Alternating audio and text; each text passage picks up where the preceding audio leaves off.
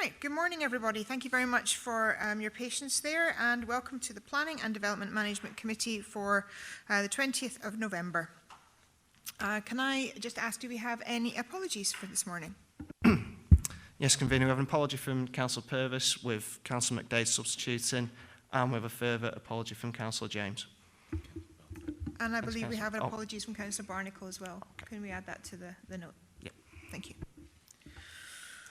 Okay, I'm going to introduce the top table, and I'm going to start off from the right, so I'll just work our way along. We have Mrs. Conliffe and Mr. Smith from Planning and Development Services. We have from Legal, Mr. Fogg.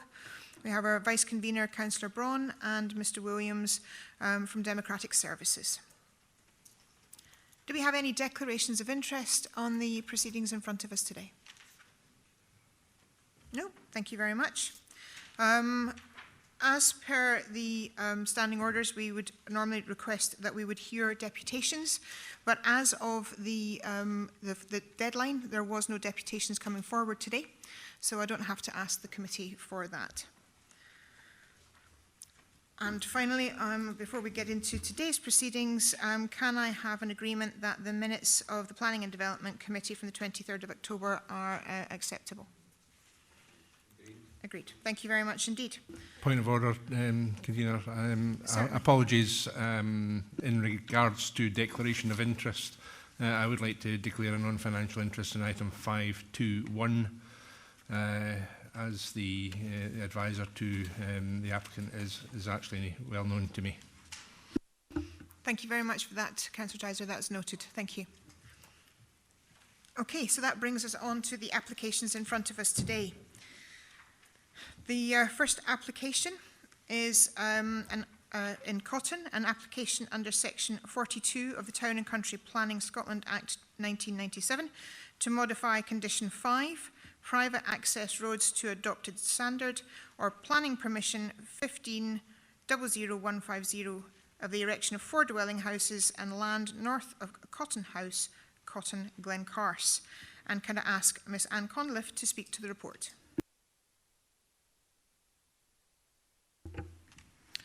Thank you, Convener. This first shot shows the location of the site, which runs in a southerly direction from the B958, which is a public road through the Carse from St Mado's right through towards Errol. Now, the application, as you would see in the report, is a Section 42 application, which is to change a condition on the previous permission, which required the full length of the road, which you see in red there, being brought up to an adoptable standard. So the request now is to bring it up to a satisfactory standard, but not necessarily an adoptable standard. This first shot shows the junction of the road in question with the public road, and this is taken from the west, looking in an easterly direction. And we're now at the same junction, but the opposite way, showing it from the east, looking west, and it shows a bus stop at the end of the road with the council car there just on the road that we're talking about. We're now standing at that junction looking in a southerly direction along the road, and you can see it's currently not in a particularly great state. There are a number of potholes on the road and it varies throughout the length of the road. We're now at the other end, so this is down at the southern end of the site, very close to where the application site for the 4 houses was granted consent. It's just off to the right. I'm going to show a series of 4 slides which takes us back up the road just so that you can see the varying conditions of the road. So at this point there are a few potholes, but it's not too bad.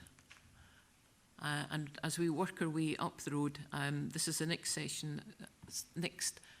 section as we travel in a northerly direction back towards the public road. And we go past a number of houses. I think there's possibly about 12 houses in the area on the right-hand side of the screen as you look at it. Continue up and you'll see that some areas have certainly been taken on by the people who have the road frontages to create a better surface on the road at various points, and this is one of those sections here.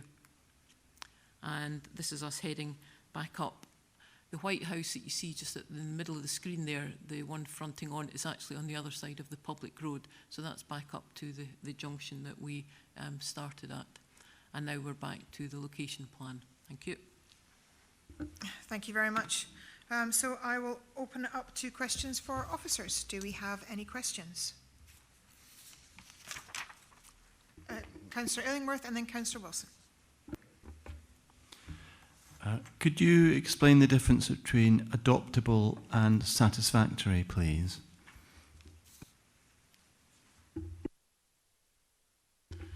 Yeah, adoptable standard means it's coming right up to the standard that the council would adopt as a public road.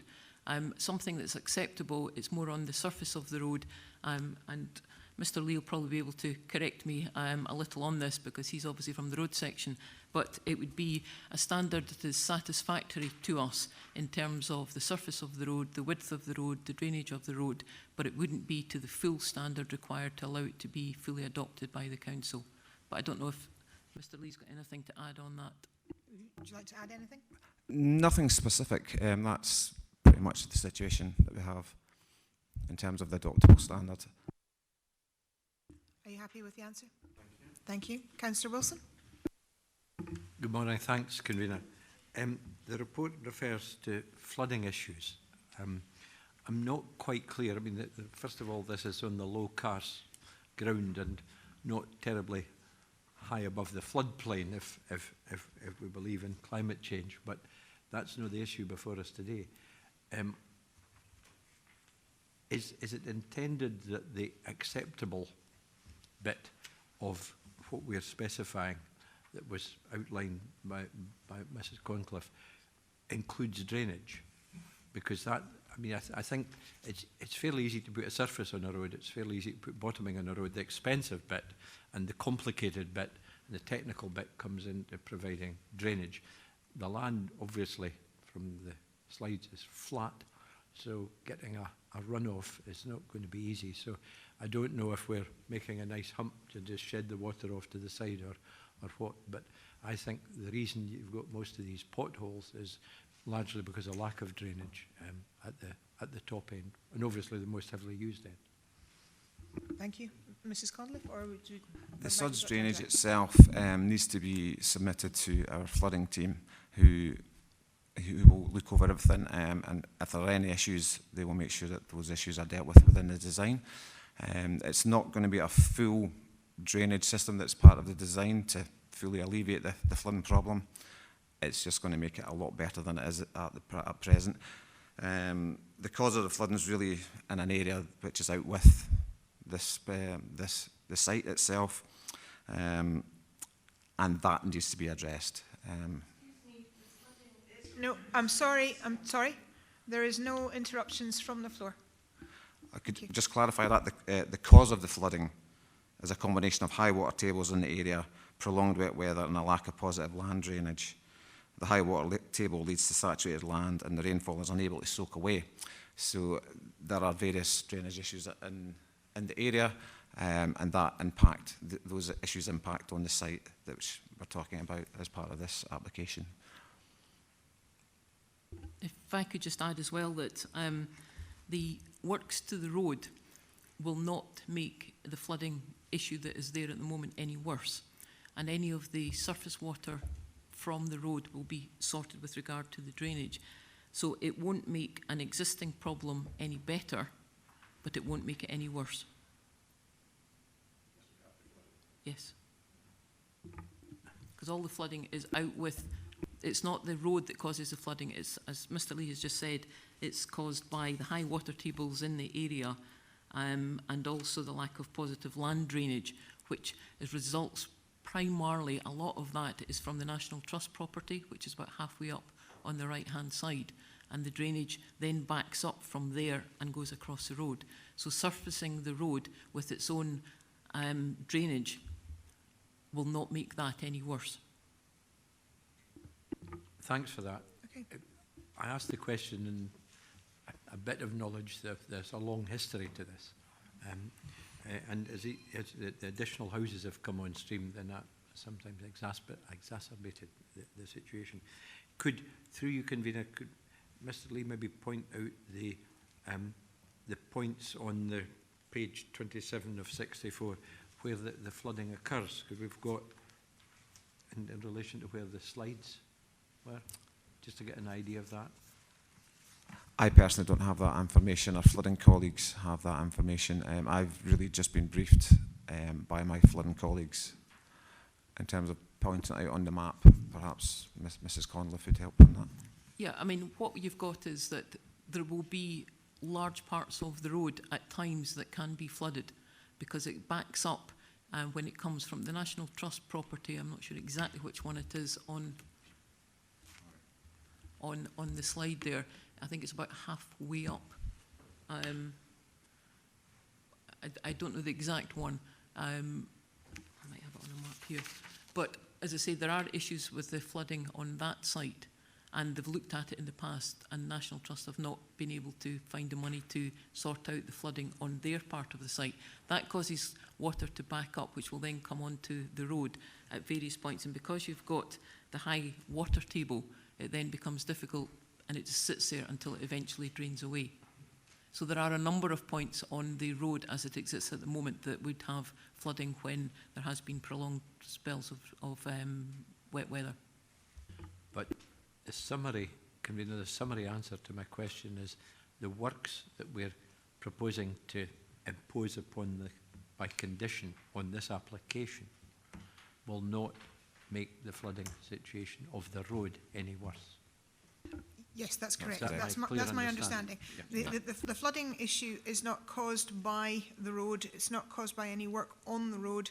It is caused due to, as already been stated, due to issues with neighbouring backup issues. And as such, any work on the road isn't going to make the situation any worse or any better.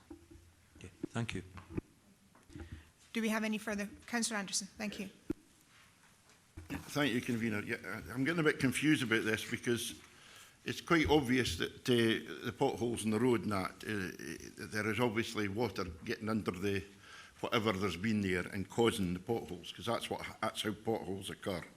You get water going in and the frost, and then you get certain parts of the road will wash out or come out. Dropping this from adoptable standard to an acceptable standard, how sustainable will that road be then? Because to me, that seems to be dropping, in my view, that's dropping the standard.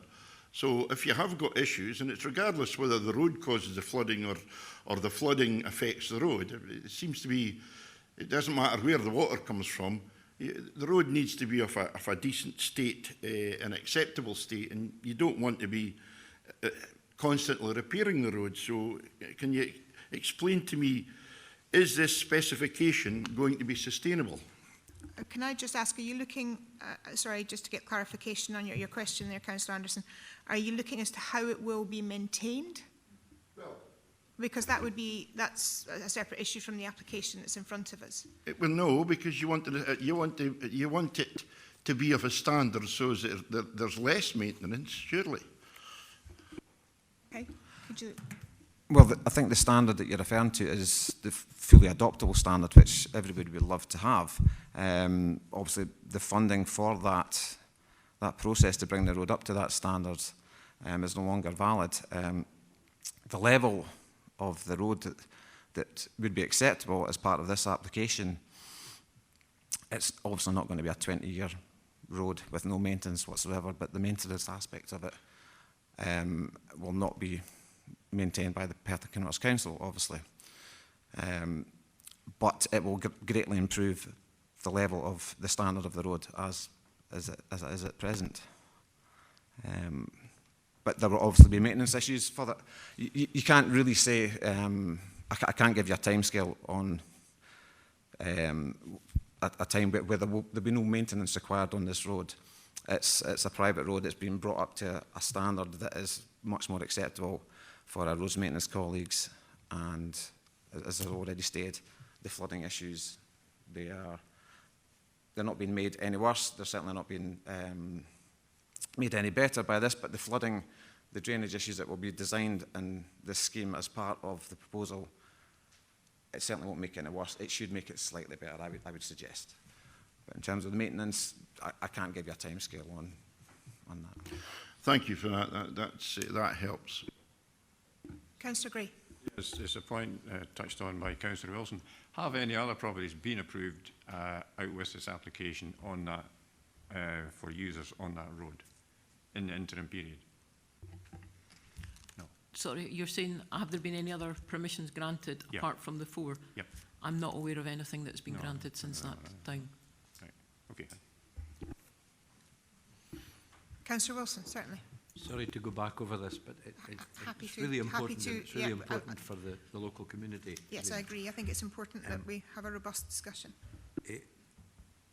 Just following on from Councillor Anderson's point, the imposition of the conditions upon the applicant for the 4 houses, right?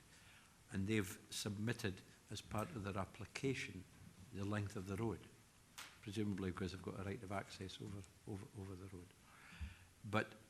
And that might cover the initial works, but just following on from what Councillor Anderson was edging towards was, do we know in the future, it's one thing to bring a road up to an acceptable or adoptable or whatever other, to bring it up to a standard, but then what interests me is this going to be in some way a permanent situation where the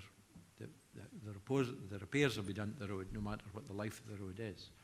And is that going to be shared by the adjoining proprietors to the road or what? Because bringing it up to an acceptable standard is fine, but we might be back here again in X years, or somebody will be back here in X years to try and resolve the problem. Do we know the answer to that? I will ask the question onwards. I think it's a bit of speculation, but if we can, if you've got an answer to Councillor Wilson's question. Can you just maybe clarify the point a little bit more, sorry? In terms of, you're wondering whether we might be here next year, 2 years' time, with a similar situation because of the condition of the road due to the flooding issues? No, sorry. We through powers are making the applicant make the road up to what we call an acceptable standard. Yeah. I'm really saying, well, that's fine. That sorts it for X time. Mm-hmm. And this is where Councillor Anderson was getting to, I think. But how long will that last? Will there be some arrangement later on? And this is probably not a planning issue, but almost a legal issue, to be honest. Will that be sustained by the current applicant, or will there be a divvy up amongst the X houses to make sure the road is maintained So it's like to a reasonable standard, acceptable standard? Absolutely. Thank you very much. So we're looking at the maintenance of the road after it has been brought up to the standard request. Mr. Fogg, can you shed some light on where we are with that, if there's anything we can do? Yes. At the moment, this is a private access road serving properties. There are, ideally, all houses right through Perth Kinross would all be served by adopted roads, but that's not the case. There are many schemes, developments, houses that are served by private roads. This is one such example. At the moment, the road has been maintained through an agreement entered into by the individual proprietors or by any one of them choosing to spend money on it. That is the case, and that will remain the case. And that is just the way it is. The applicant here, as part of his proposal for this scheme, is proposing to enhance the whole road by bringing it up to what is proposed now to be an acceptable standard as opposed to an adoptable standard. My advice to the committee is that frankly, is as much as the committee can expect and can impose. The condition that he's asking to be modified has ceased to be a reasonable one. It no longer complies with planning conditions circular.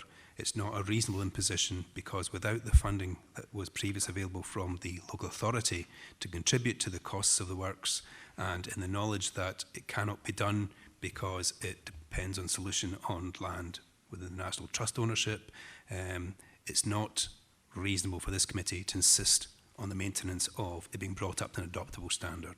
The advice from officers is that an acceptable standard is as best as can be secured in the circumstances. But it will mean that at a future date, which I'm quite sure we can't tell you what that date will be, further maintenance work will be required, and it will then be to the parties benefiting from that road to agree amongst themselves how that's going to be taken forward. That's just the way it is, I'm afraid. Thank you. That's quite clear. Committee, are there any further questions? Councillor Anderson. So with what Mr Fogg's saying, there would be an opportunity for the individual proprietors, and I would suggest not that long after this is made to the standard that we're saying, to actually bring it up to adoptable standard if they want it. It's always open them to do that, yes.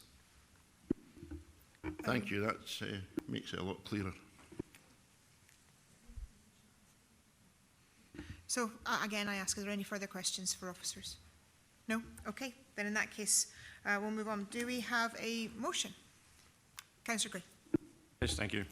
Frankly, I think that the offer originally to make it up to a tolerable standard or to acceptable standard, adoptable standard, was generous. This is less generous, but if you add in another 4 occupants to that street, it is still a considerable offer to actually make it up to this, what word are we at now? Acceptable standard. And I see no reason to do anything but approve. Remembering too that a road which is brought up to acceptable standard is going to be considerably better than the road is at the moment. So the time lapse between having to do some work to it is extended considerably anyway. Thank you. Councillor Anderson. Thank you, Convener. Yes, I'd like to second that, and I think there is an opportunity for all the proprietors in that area, once that is up there, to bring it, to get it to an adoptable standard. I'm getting tongue-tied as well, because if it is up to a good standard anyway, the step up to adoptable wouldn't be such a financial burden on them, and I think that would be the opportunity for to move forward in that. So I'm quite happy to second this proposal. Thank you. Do we have an amendment to the motion? No? In that case, the motion is granted. Thank you very much indeed.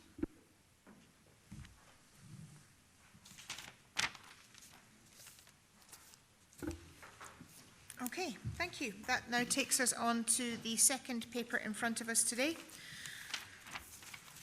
All right, so this is in Blairgowrie, change of use from vacant land to form a vehicle storage area in retrospect, and I'm going to get this entirely wrong, but it's a P.L. Moore workshop and 14 Mitchell Square in Blairgowrie. And again, I would like to ask Mrs. Conliffe to speak to the report.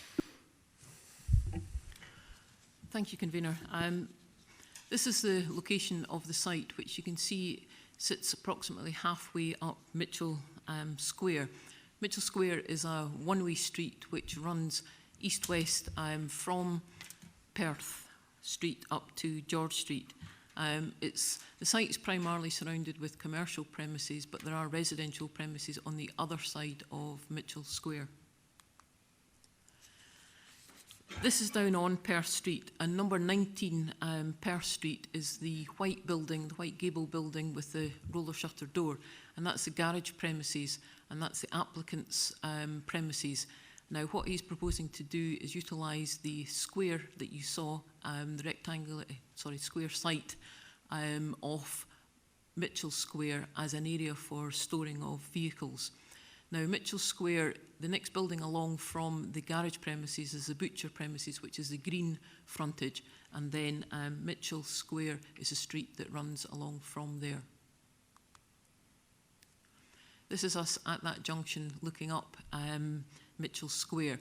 Now, the application site is about halfway along on the left-hand side, so before the car, the black car that you see there. And this is looking along. You can see the wall, the solid wall that sits along, and then you can just see a gap there, and there's a green door, which, yeah. Thank you. So that's the way into the site. It is solid, and when we visited it in the last few weeks, every time that we've gone past, that has actually all been closed up. You can see there's a lot of double yellow lines on the street, so therefore there is no parking apart from the few areas further up. This is looking into the site at the moment, and you can see from that it is, on this side, it's surrounded by stone walls. So to the southern area, there's a brick wall that you see. You can see a number of cars there. I think when we last looked, when this was taken, there were about 7 or 8 vehicles on the site. The applicant believes that they can store about approximately 12 vehicles, allow them to enter and leave in a forward gear. And this is just moving a little bit further round. You can see commercial premises that are located further to the west. That is a residential one that you can see with the brick that looks onto the site. And the final shot of the site in the corner again, and then that's just the high wall that you see where that behind that Land Rover. That's the western end of the site, and then back round to the gate. This is taken looking across the gate into the site, and back to the location plan there. Thank you. Thank you. Okay, again, committee, I open it up to officers to questions. Do we have any questions? Okay, Councillor Braun. Thank you, Convener. It's just really just query the conditions on this, if I may. It was conditions 3 and 4, to be honest, in conjunction with paragraph 36 of the report. Just wondering if we could be a bit tighter on it says the condition 3, the hours of operation should be restricted to 7 to 1900 hours daily. I wonder if we could mention, as per paragraph 36, that there's no operations on a Sunday. I wonder if that could be put in there. And also perhaps limiting the hours on the Saturday. But the Sunday is an important one, I think. Bear in mind there's a residential property very close by, and it is a very narrow road, as you could see from the photographs. And on condition 4, it says servicing of and deliveries to the site. I just wonder if we could make it clear that it's for delivery and storage only. It's just, again, for the people who live nearby. I just wonder that could be tightened up. That's my only query there. I'm not quite sure of the question in that, but in response, I would say that the paragraph 36 refers to what the applicant has stated his hours of work proposed, which is Monday to Friday, 9 till 6, and Saturday, 9 till 1. What we have imposed in terms of conditions is a standard condition recommended by Environmental Health, which is that the hours of operation shall be restricted to 7 till 7 daily. This application is for the storage of vehicles only. The operation that he does on his garage premises is certainly different, because obviously working in vehicles. We wouldn't expect much noise at all coming from the site for the storing of vehicles. It would literally be vehicles coming in, being dropped off, left there, or being collected from that site. So we're satisfied with the proposed condition by Environmental Health with regard to the hours of operation being 7 till 7 daily. Okay, I understand what you're saying. I'm just thinking, two things I would point out. It's just that I was thinking of clarifying that there's no work on a Sunday purely because of people living nearby. It's the amenity of the people. If that could just be tightened up a little bit. And perhaps in condition 4 we could put in after wording service of and deliveries to the site for storage purposes only. If that could be put in there, perhaps reword it slightly. Again, it's for the benefit of the I think if you are wanting to do that, we'd come forward as maybe an amendment at the time, if that's okay, Councillor Bunn. Okay, and we'll just continue with questions for officers. Councillor Reid. It's very much on the same theme as Councillor Braun. I think this 7 in the morning till 7 o'clock at night is irrelevant when the person's working hours in his workshop are 9 till 6. I think to reassure local residents that it would be the same hours as the workshop would be quite sensible. And I'm really not sure what work is going to be done on that site, so the hours of work are probably irrelevant for the site, but we've already covered that, and I would agree with Councillor Braun there. Okay, if I could just remind the committee that we're on a question session, just questions for officers, but I will bring that forward to debate at the right time. Councillor Gray. Conliffe, could you put up the one where it showed the site and the vehicles in it, please? The picture.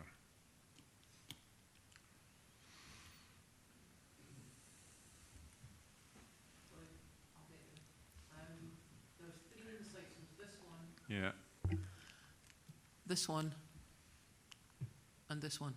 yeah. I just wonder, I do know that sometimes such storage areas can become something more akin to permanent scrap sites. And should there be a restriction in the number of vehicles allowed in it? We could certainly look to put a maximum number. I mean, we have seen a layout which showed approximately 12 vehicles, which would still, because obviously our colleagues in roads are keen that all vehicles are able to enter and leave in the forward gear. So it needs to have sufficient for parking and then being able to turn around within the site. I think, as I said, when we looked at that, there were about 2, 4, 5, 6, 7 vehicles, and with still a lot of space. So I think you could easily get 12 cars or 12 vehicles within the site. We didn't think it was necessary to put a condition along that way, but if that was the requirement of committee, then that would certainly be a reasonable condition. Is there not, I mean, if it's a hard working garage and they are servicing lots of vehicles, I can fully understand they need to store some. Sorry. If it's a busy centre for vehicle maintenance, then I can understand there's lots of vehicles in and out and they do need storage. I mean, there's plenty of places where cars are swamped onto the street, in Kilns Road, for example. Therefore, it's ideal for that. But the danger is, that's the one I'm thinking about. It just becomes a place for vehicles which might never run again, but they've got a handy bit somewhere that might be needed sometime. So they sit there until such time it's a worthy load of scrap to go somewhere else. That's all the point. Yep, thank you very much for the question. Councillor Wilson, then Councillor Anderson. Thanks, Convener. Well, I'll ask my question about the hours in the form of a question if I can. Is it within the remit of the committee to go for the hours that the applicant has offered as opposed to the standard that's in the recommendations? It's within the gift of the committee. My recommendation would be not to. I think there are issues with restricting to exactly what the garage is, because this is, you know, we're looking at it as a standalone site for the storage of vehicles. And it's not unreasonable for somebody to drop their car off at an earlier time to the garage premises being open. But it's certainly, you know, in answer to your question, it is in the gift of the committee to change the hours of operation if they so wished. Thank you. One of the uses, Convener, potentially here might be for staff parking as opposed to vehicles that are being serviced or repaired, because there will be a number of staff working. And I don't know this area of Blairgowrie terribly well, but I do know there's a certain limit on the places you can park. And we see the street that's immediately involved, where there's some residential parking at the far end, obviously, but the rest is solid yellow lines. I wonder if we've given any consideration, Convener, I'll ask the questions just one by one maybe, about noise issues at all. Has that been a consideration? Especially, I'm thinking weather like this and it's cold mornings, and if you've got a car that's been over there at night, scraping the windows and starting it up and defrosting it to move it round to the garage can be quite a lengthy operation. All issues have been considered by ourselves in environmental health, and the hours of operation came from environmental health.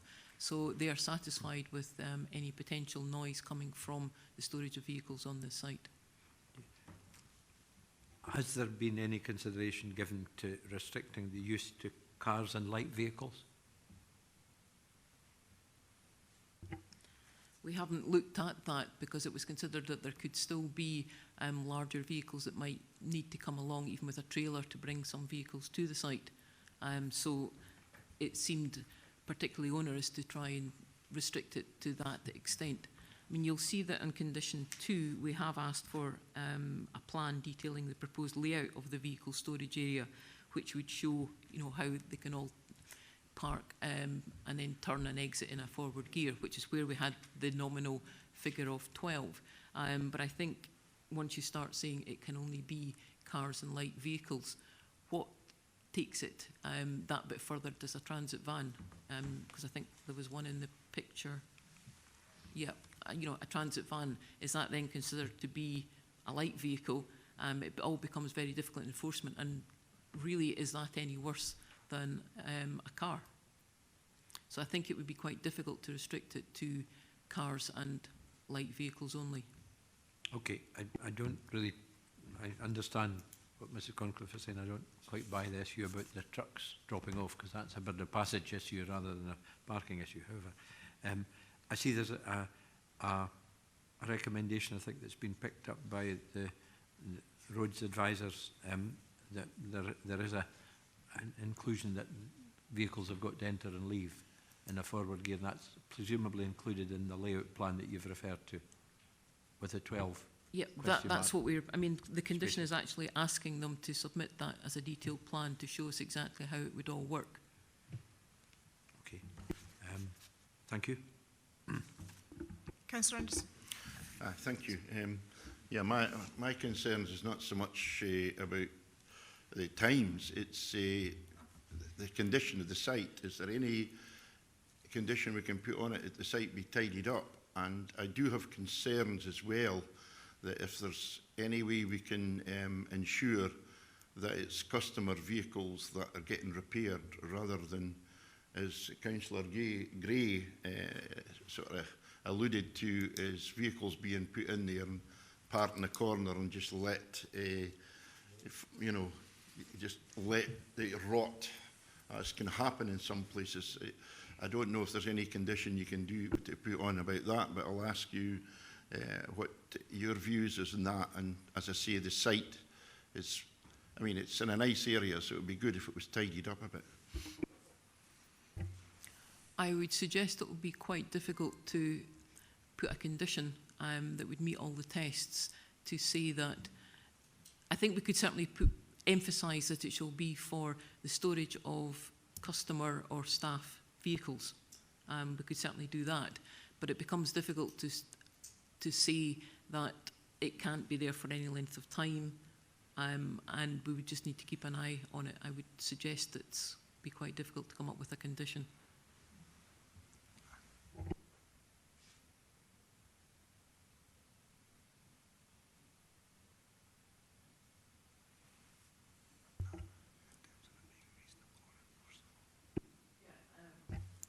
Mr Smith is just saying to me that it would be quite difficult to condition that it's customer or staff vehicles, because how do we know which vehicles they are? But I think the one thing I would say is that we could always go to the business for their records in terms of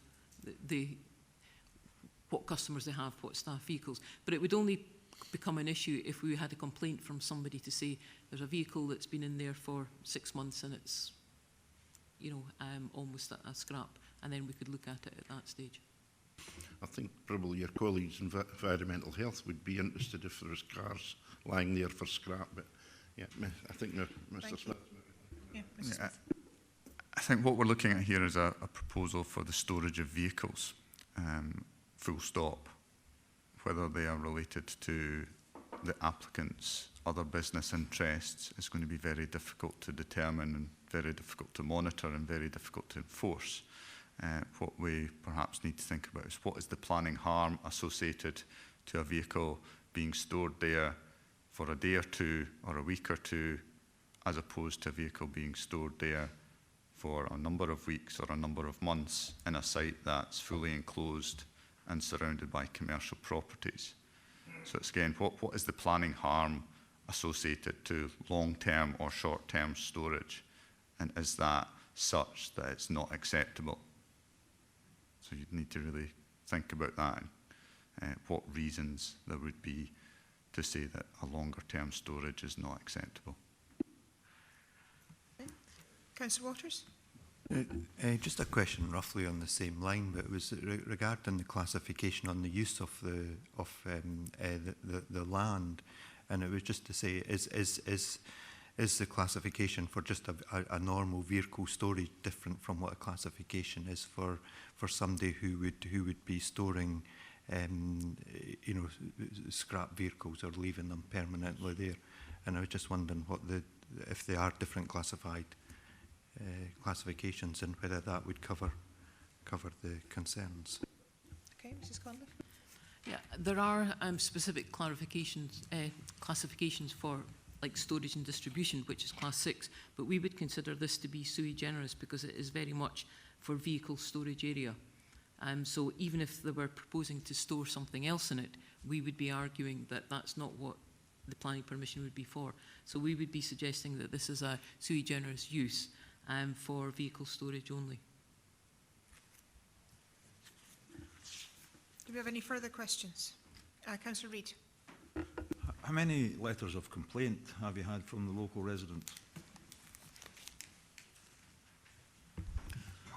There were 7 letters of representation from local residents, most of them on the use of the road and people parking on the road or people driving too fast on the road, all issues that were not related to planning but were obviously a road safety or police matter.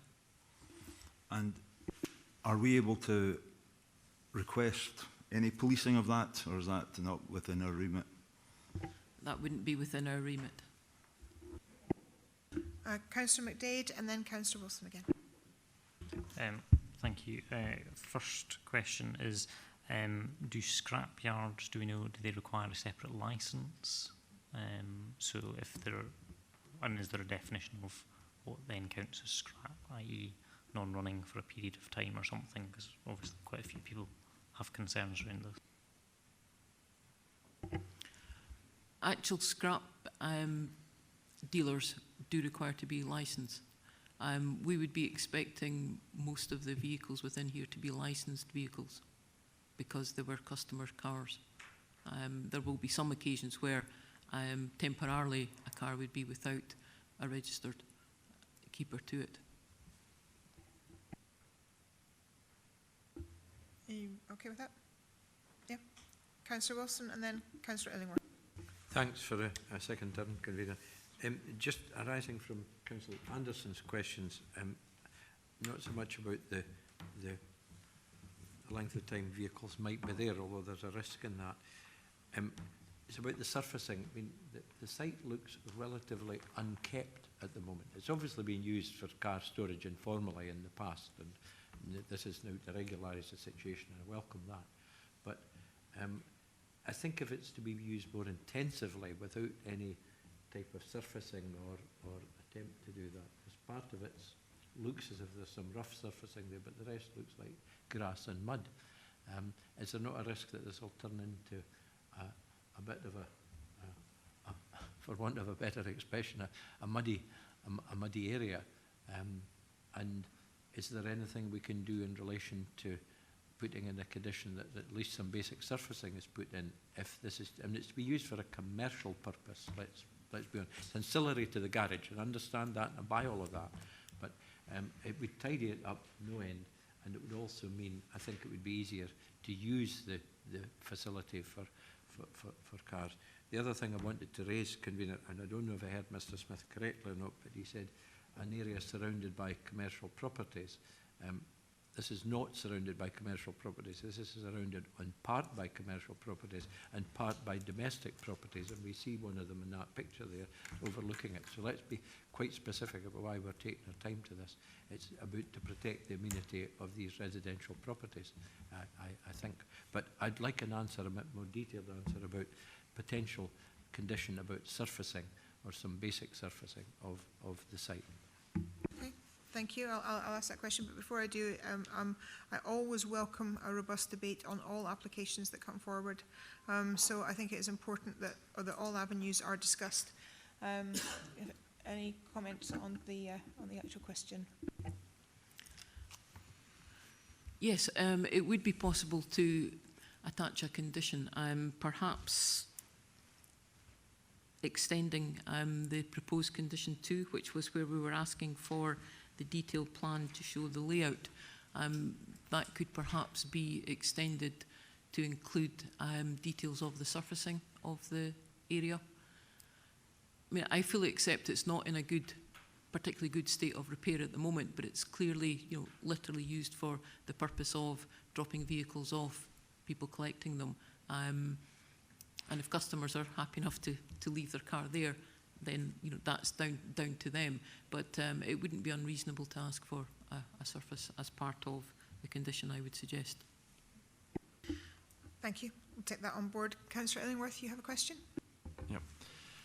If there were to be a condition on length of car, how would you accommodate vehicles that are of a heritage nature, classic nature, that have been stored for future restoration?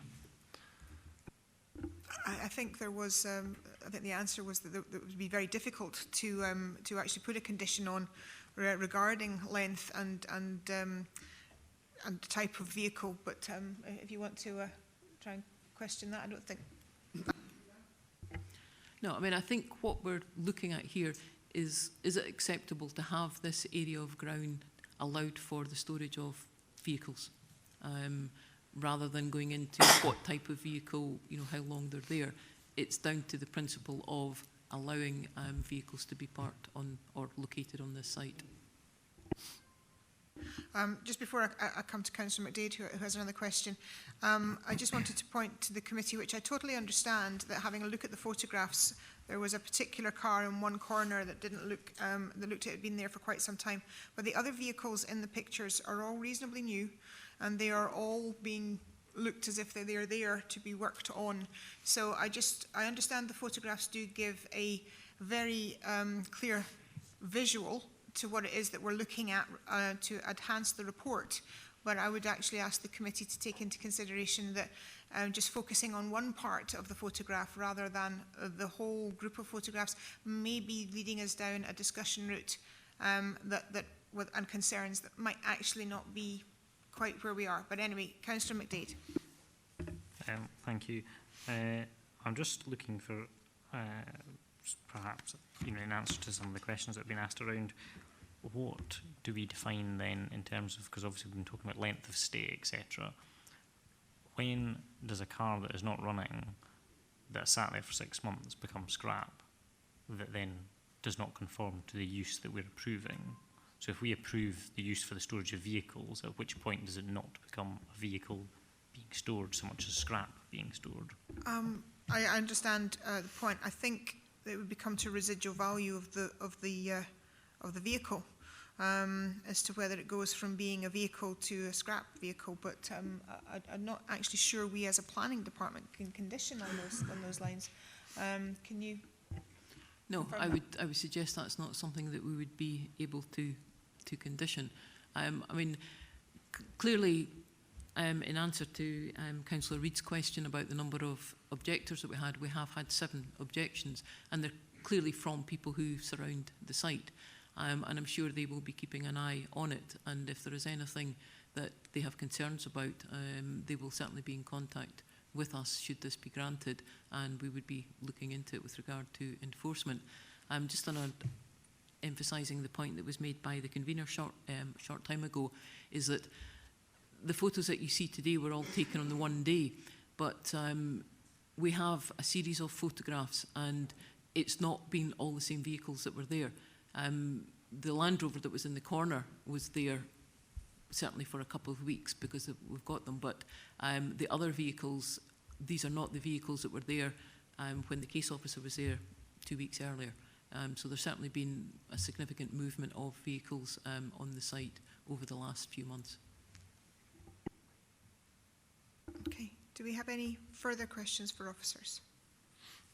No. Okay, thank you very much. I think we have asked a lot of questions. So can I ask if we have a motion for this? Councillor Gray. Thank you. Yep, I think we've thrashed this to bits. To my mind, it does look as if it's a genuine case of we need this for storage. It looks like a gap site to me. It's been developed at some point.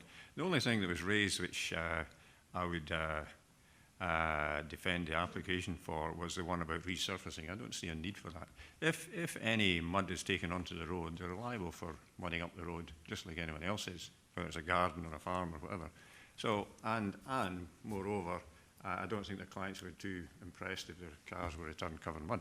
So I really think it's in their own interest that, you know, if there was a problem there, they would keep it usable, properly usable. It's a mess at the minute anyway. It always has been a mess by the look of it since it was demolished, whatever was sitting there, presumably.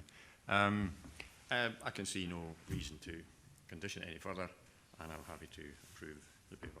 Thank you. Mr. Illingworth? Yep, I'm happy to second that motion. It's a walled-off site. There are a few neighbours, and I accept they're uncomfortable with that, but it's a walled-off site, and people have to get on and make a living. Do we have any amendments? Councillor Anderson? Oh, sorry. sorry. Well, Councillor, who wants to go first? Councillor Braun, and then we'll... Thank you, Verena. I would just like to move the paper as well. I've got no objections to it. I think I'd just like to, as I know the area, just add a couple of comments if I may. That as far as I'm aware, sorry, Councillor Braun, are you coming forward with an amendment? I'm going to have an amendment. I just wanted to clarify a couple of points, if I may, about the surfacing and the storage. But if you want me to put that at the end, I can do. Yeah, if I'll we go could, for the amendment. if we go for the amendment, Then please. just happy to move the paper as it is, but I would wonder if we could have my amendment really is the change of the wording of condition 4, that it should read along the lines of servicing of and deliveries to the site for storage purposes shall only be carried out between 7 o'clock and 7 p.m. hours daily, and from Monday to Saturday only. Councillor Anderson, you had an amendment. I was wondering if you wanted to voice what your amendment would be and to see if we could combine the two. I'm afraid we can't. My amendment is totally different. My amendment is on the... I would really like condition 2 changed to the surface of the area, and Okay. my viewpoint is for the general visual amenity for people that's around about, Right. and also one has to remember that there will be vehicles broken down that might have fluids which would be going into the grass and that no one would clearly see. If it was a properly surfaced site, then there would be a chance for people to see, and any leaks could be mitigated by drip pans, etc. Because that's a problem with vehicles. When they break down, you don't know what's broken down. It could be a burst diesel pipe, it could be water leakage, it could be oil leakage, anything like that. I think the site in an untidy way like that, you wouldn't know what was what, whereas if it was surfaced, Okay. it would be better. So that is my amendment. Amendment to add that condition. Okay, thank you very much indeed. Well, we need seconders for air, so we can just follow the procedure as best we can.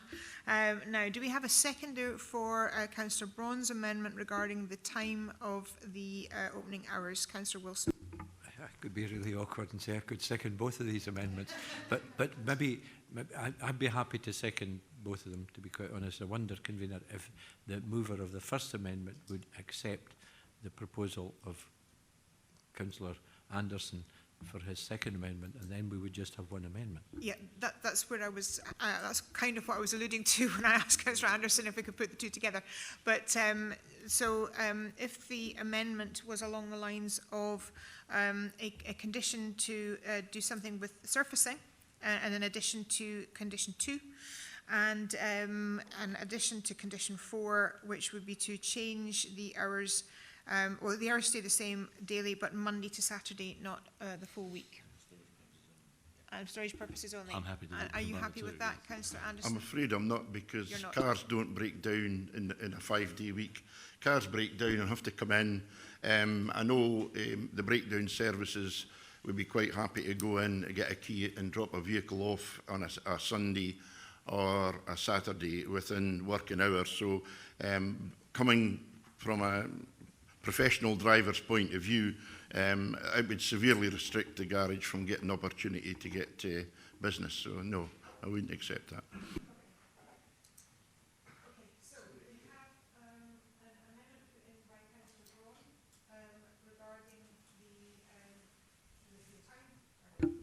We have an amendment put in by Councillor Braun regarding the length of time that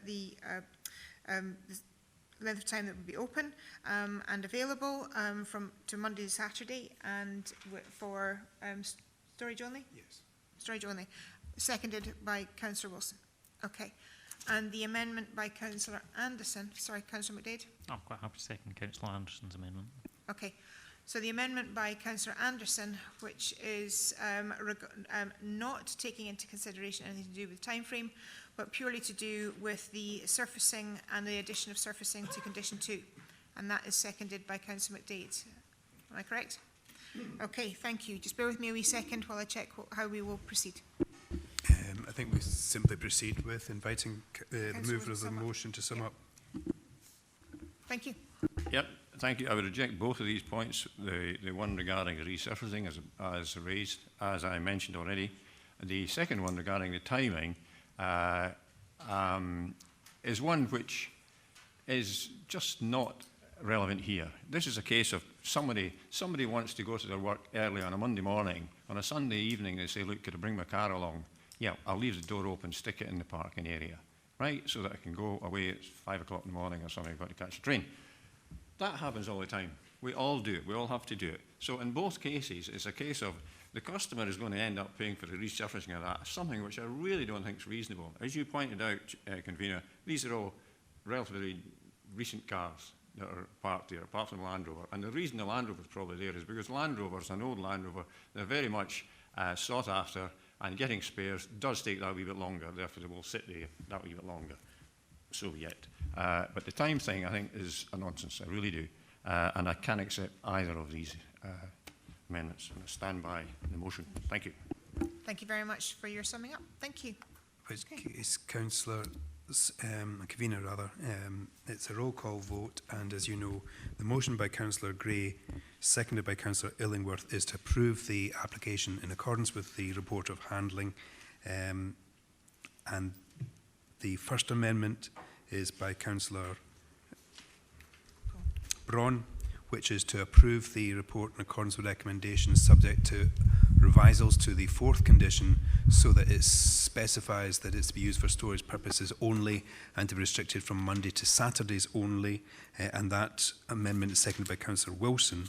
The second amendment by Councillor Anderson is not to accept that amendment to the fourth condition, but is to secure the improved surfacing of the site as an extension to the second condition. And that second amendment is seconded by Councillor McDade. I'll pass over to Danny Williamson, who will take the roll call vote on the second versus the first amendment.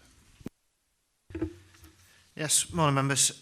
So just a little bit to what Mr Fogg said there. So we will have the first vote we'll take will be for the amendment, voting for the first amendment by Councillor Braun, second by Councillor Wilson, against the second amendment by Councillor Anderson, seconded by Councillor McDade.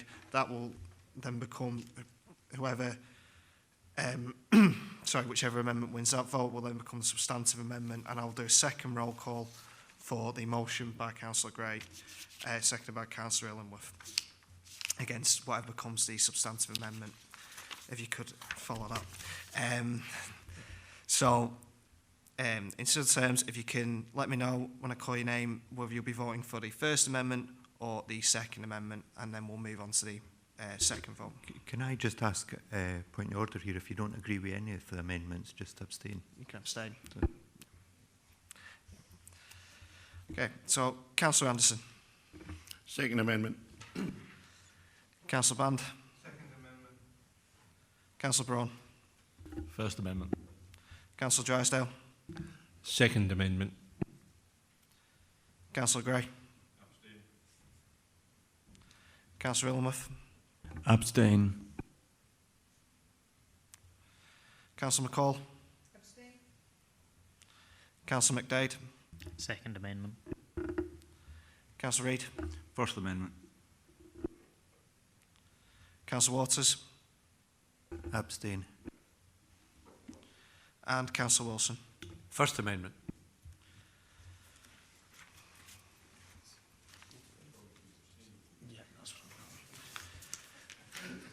Okay, members, so just to clarify, the First Amendment received 3 votes, the Second Amendment received 4, and there was 4 abstentions. So the Second Amendment will become the substantive amendment, and that will go against the motion, and so we'll take that roll call vote now.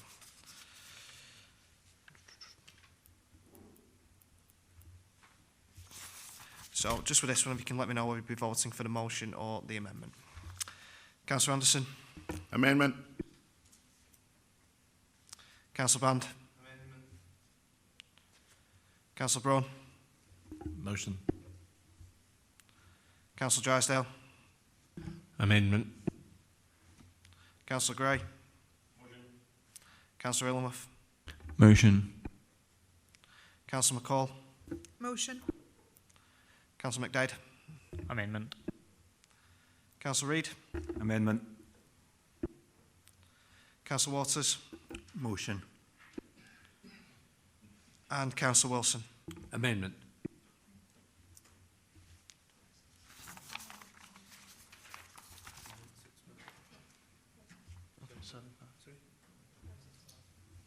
Yeah. Sorry, so there was 5 votes in favour of the motion and 6 in favour of the amendment, so the amendment will carry. Okay, thank you. So the amendment carries with the condition of surfacing onto condition 2. Thank you very much indeed for that. And that now moves us on to the notifications of PANs that have been sent forward. So the first one is a PAN for Kettins and erection of replacement polytunnels at Colbeggy Farm in Kettins. So can I ask committee members if they have any comments that they want to raise for planning to take note? No comments on this? Okay, so there is no specific advisories on this particular PAN. And then the second one in front of us is the erection of the replacement high school with associated car parking, playgrounds and the relocation of existing sports pitches at Perth High School, Oakbank Road in Perth.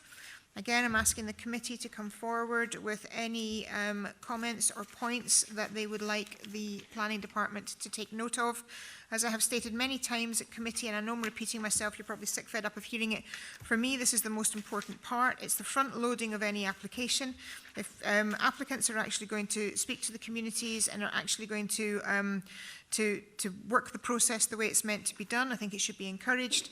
And I think it's important that our planning department get a steering and the information from the committee right at early doors so that they know what it is that they were looking for and we expect them to address. So is there any comments that we can give to planning department regarding this particular PAN notice? Councillor Wilson. Thanks, Convener. I never get fed up with you reminding us, Convener. It's a useful reminder. Convener, the most recent background to this is we've had the advantage of the first of the pre-consultation sessions a fortnight ago or so at high school. As a result of that, my inbox has become a little busier than it might normally be. I think there's several really important things, and I would like to note residential amenity as the first one. I know that that's included in some of these headings, but it's already been raised as an issue because the 3-storey building is quite near quite a number of low-rise domestic properties. Second thing is parking, and I split that into 3 things. First of all, parking during the construction phase, because that's a key issue. I've already raised this with the head of property in the council, because I think for a £50 million scheme in what is a residential area, the parking during the construction phase will be an issue. But also parking for staff and parking for students, of which there can be up to 30 cars appear by the end of term 4. I think road safety and speeding on the roads, both during construction, because there's going to be a lot of construction traffic. If this is 4 or 5 times as big as the Oakbank primary school replacement, which in money value it is, then there'll be a series of issues about road safety during the construction period when there's a lot of heavy vehicles, etc. going about. And we've still got 1,600 students going to school.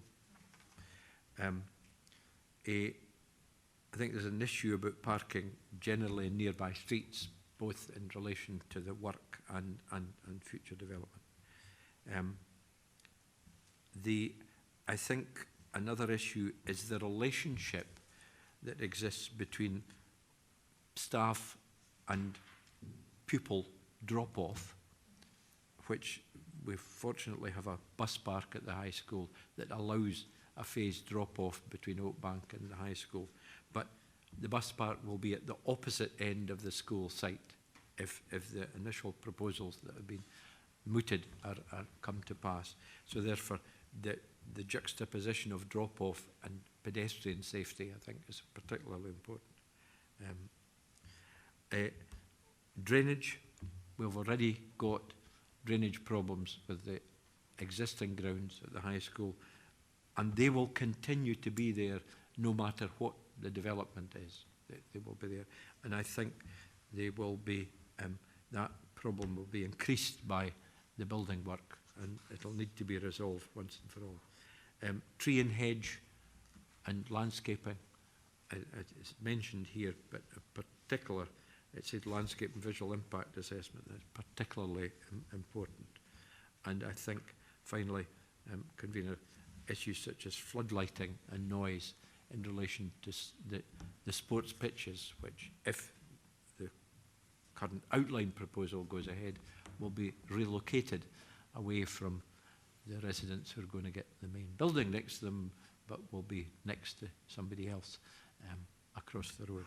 And I think particularly in relation to the surrounding streets of Elm Gardens, Viewlands Road West and Oakbank Road and Upper Woodlands are the 4 streets that will be impacted significantly by this development. Thank you, Councillor Wilson. Councillor Drysdale, you have comments too? Thank you, Convener. Yep. My main comment is in relation to the papers here don't specifically state it, but other than to say that this is the erection of a replacement high school, so I'm assuming that the existing high school is to be demolished. And I'm also assuming that because of the need, obviously, for there to be a school there, that the demolition will happen either immediately before or after the new school has been occupied. And therefore, I would ask that if that is the case, I would ask that particular attention is paid to how that can be done safely and without disrupting the new school and indeed local residents. I assume that's all under active consideration, but it's just not referenced in this paper, and I'd just like that to be made.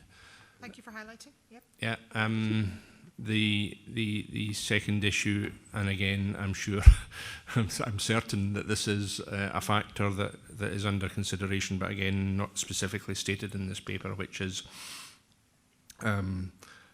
I don't imagine Perth and Kinross Council is going to be building too many more schools in Perth City, for high schools in the Perth City in the foreseeable future.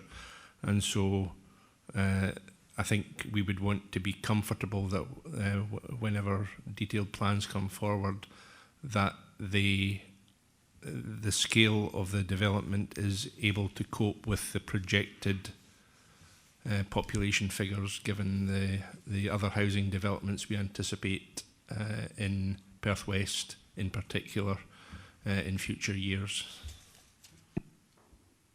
Thank you, Councillor Drysdale. Are there any further comments? Councillor Waters. Thank you, Convener. Just in relation to the climate change motion and sustainability motion that this council passed, can I ask that as attention is paid to the climate change issues in relation to the planning application as it comes forward, both in the materials of construction, the way of construction, heating and various other issues? And can I just ask, as part of the school, any school replacement that we do look to meet the highest standards currently possible? Thank you. Any more points? That brings us to the end of today. Thank you very much indeed for your attendance. Thank you.